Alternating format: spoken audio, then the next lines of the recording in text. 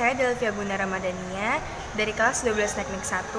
Pada laporan kali ini, saya akan membahas mengenai Presiden keempat Republik Indonesia, yaitu Abdurrahman Wahid atau yang biasa dikenal dengan nama Gus Dur.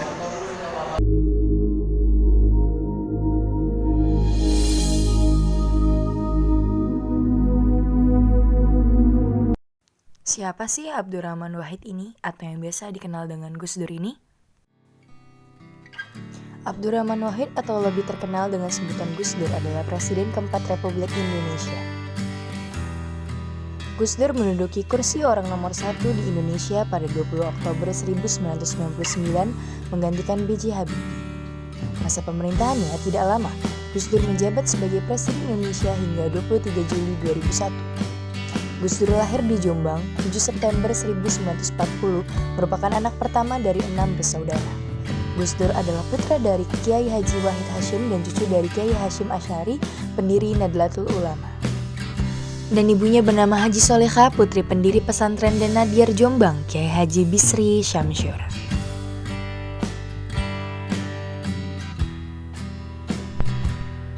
Semasa kecil, Gus Dur sempat berpindah dari Jombang ke Jakarta untuk menempuh pendidikan karena mengikuti ayahnya.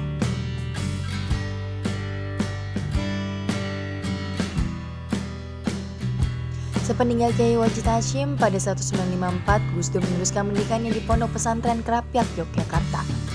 Setelah itu, Gus Dur melanjutkan studi di sejumlah pesantren tanah air dan sempat berkuliah di Al-Azhar University, Kairo, Mesir. Pada masa pemerintahannya, Gus Dur dikenal sebagai bapak pluralisme yang menjunjung tinggi keberagaman di berbagai hal, terutama suku, agama, dan ras. Gus Dur mampu mendobrak diskriminasi warga Tionghoa di Indonesia dengan mencabut impres tentang larangan kegiatan perayaan Imlek. Sejumlah kebijakan Gus Dur dalam bidang politik selama masa kepemimpinannya. Yang pertama, memisahkan TNI dengan Polri, membubarkan Departemen Penerangan dan Departemen Sosial, serta menerapkan otonomi daerah. Gus Dur pernah melontarkan ide pencabutan TAP MPRS nomor 25 tentang pembubaran PKI dan larangan menyebarkan paham komunisme. Di era Gus Dur, pertumbuhan ekonomi mampu tumbuh hingga ke 4,9% di tahun 2000. Gus Dur juga berhasil menurunkan rasio Gini, ketimpangan ekonomi hingga 0,31 atau terendah dalam 50 tahun terakhir. Gus Dur meninggal dunia pada 30 Desember 2009 di Rumah Sakit Cipto Mangunkusumo. Ia wafat di usia 69 tahun dan dimakamkan di Tebu Ireng, Jombang, Jawa Timur.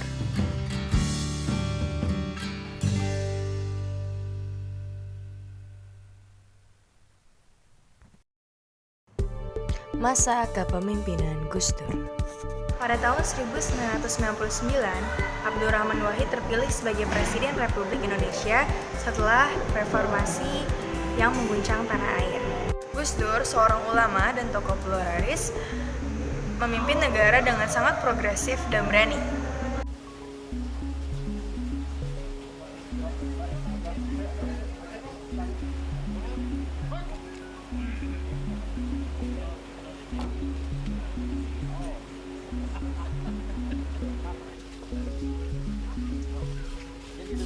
Gus Dur membawa angin segar dalam kehidupan politik Indonesia yang sebelumnya penuh dengan ketegangan dan pembatasan pembebasan. Kepemimpinan Gus Dur ini, kebebasan berpendapat dan pers mulai berkembang pesat.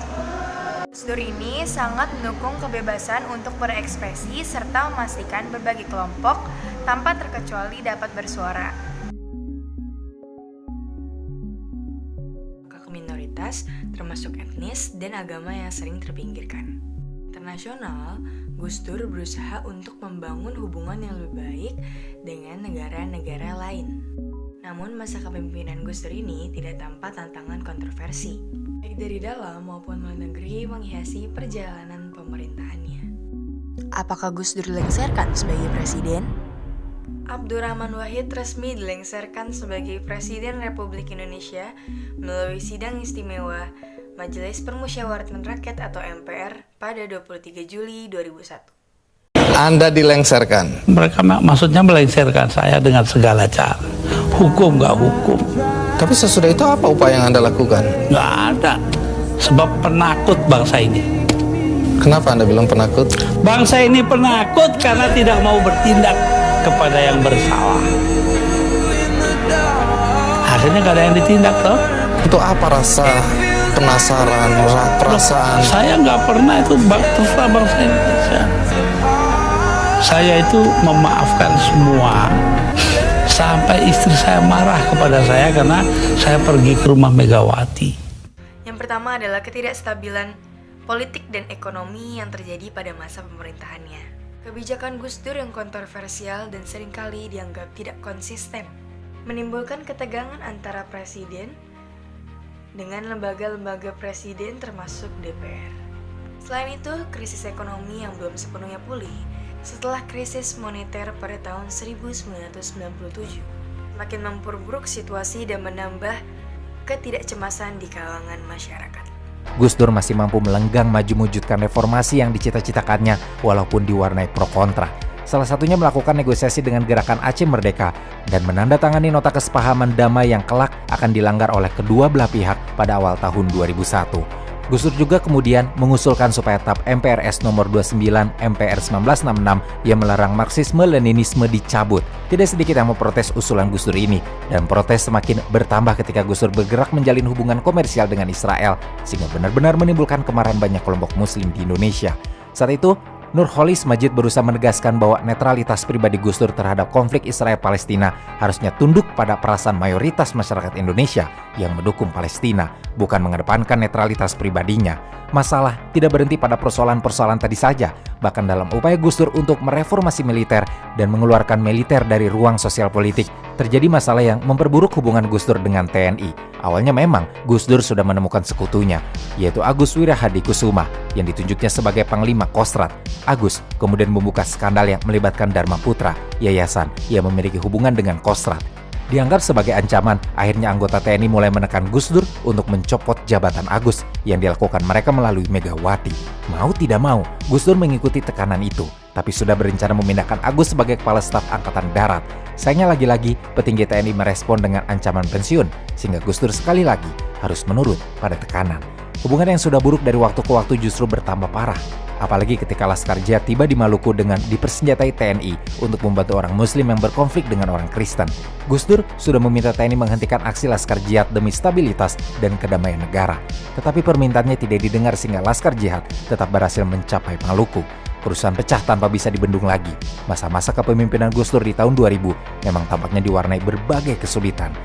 Selama masa pemerintahannya, Gus Dur dikenal sebagai seorang yang toleran, humoris, dan pandangannya jauh ke depan.